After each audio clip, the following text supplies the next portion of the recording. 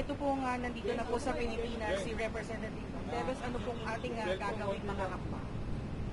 Ngayon na siya ay lalapag na rito sa Maynila, siyempre po kami naman pong nasa defense team niya ay handa naman po kami na siya ay depensahan.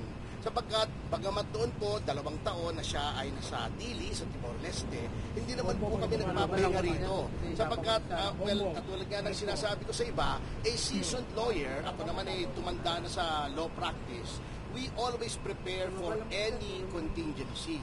So habang nandun siya, inisip na rin namin na baka noong mga panahon na hindi pa namin malaman kung anong kahihinatnan noong request for extradition, naghahanda naman po kami. Hindi po kami tumitigil dito ng paghahanda sa kanyang mga depensa. Lalong-lalo na po ngayon na halos lahat po o pwede nating sabihin lahat na ng mga testimonya laban sa kanya ay binawi na.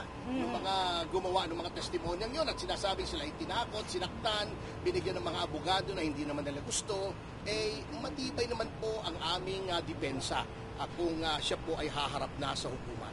Attorney, ano pong reaksyon ng mother po niya matapos po makitang nakaposas pati po naka-chain yung paa ni Representative Teves? Siyempre po, kahit naman sinong ina, mababasag po, madudurog ang puso. At yun nga po ang kanyang hinaing, bakit daw ginaganon ang kanyang anak. Samantalang sa ilalim naman ng ating saligang batas ay presumed innocent na parang hinihiya. Pinapakita na nakakahiya. Hindi lang posas kasi.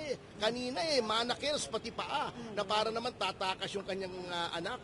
Talaga namang may presumption of innocence. Ito po ay kasama po sa pattern of harassment and persecution na sinasagawa po ng kasalukuyang administrasyon laban sa mga Teves. At hindi lang sa mga Teves, sa ilan sa kanilang mga kalaban sa politika katulad ni Atty. Harry Roque.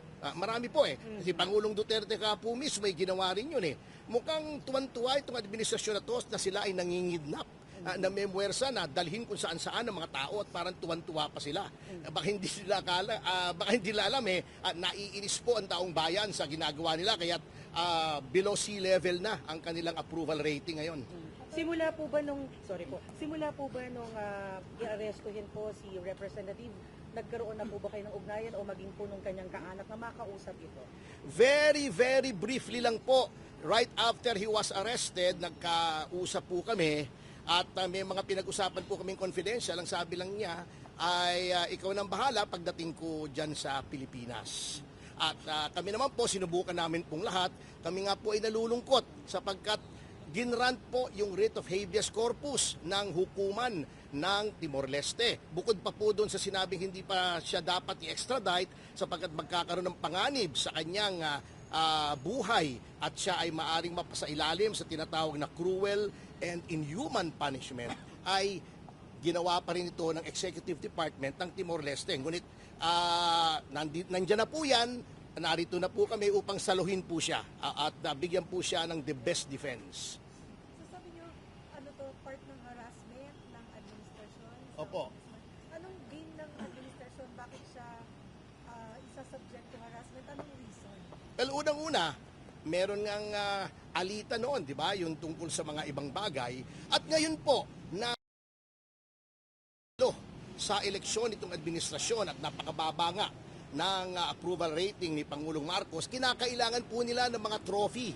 Ano pa yung trophy yan? Ito, unang-una. Ito nga pong si Congressman Teves na ibibida nila na napabalik namin. Bagamat questionable po ang paraan ng pagkabalik. Siguro, isusunod na po nila si Atty. Harry Roque para ma-distract ang mga taong bayan sa mga patong-patong na kapalpakan katulad ng napakataas ng self-rated hunger, self-rated poverty at sa mga infrastrukturang hindi ipinag-iisipan katulad no sa EDSA.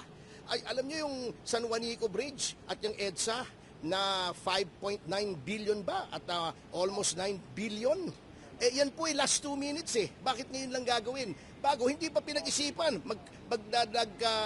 It will cause a lot of misery to our people. Nabubulok yung mga kalakal. Hindi makarating yung mga gasolina doon po dahil sa San Juanico Bridge. Ito naman, katakot-takot na trapiko. Pagdating ng June 16 dito sa EDSA, ito po ang pantakip nila sa lack of achievement nila.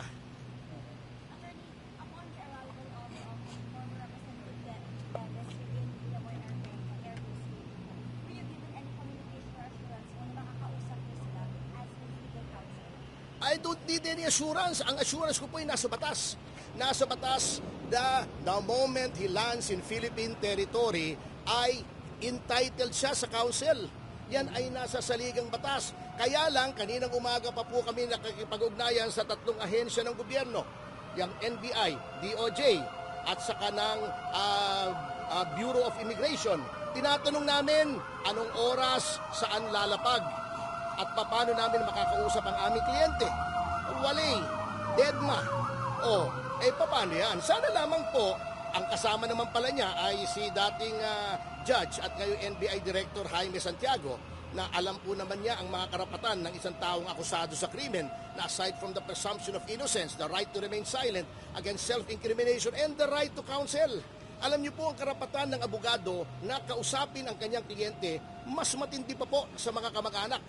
While relatives may properly be limited in their interaction with an accused person under detention, ang abogado po at any time of the day or night ay dapat bigyan ng access sa kanyang kliyente. Okay po. Okay na?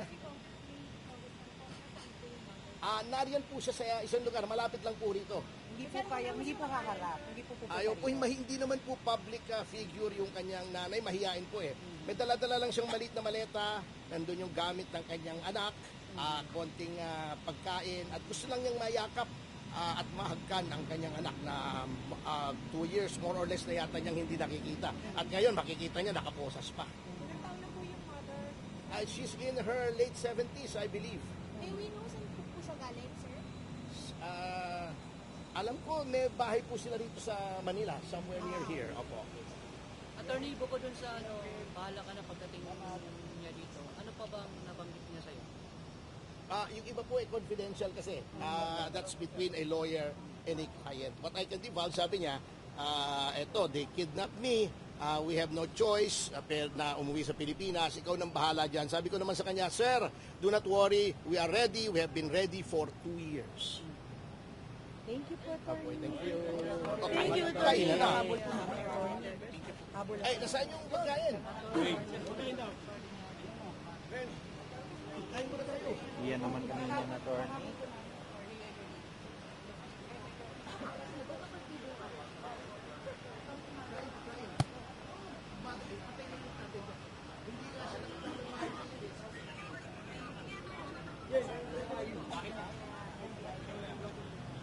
Na-stop na?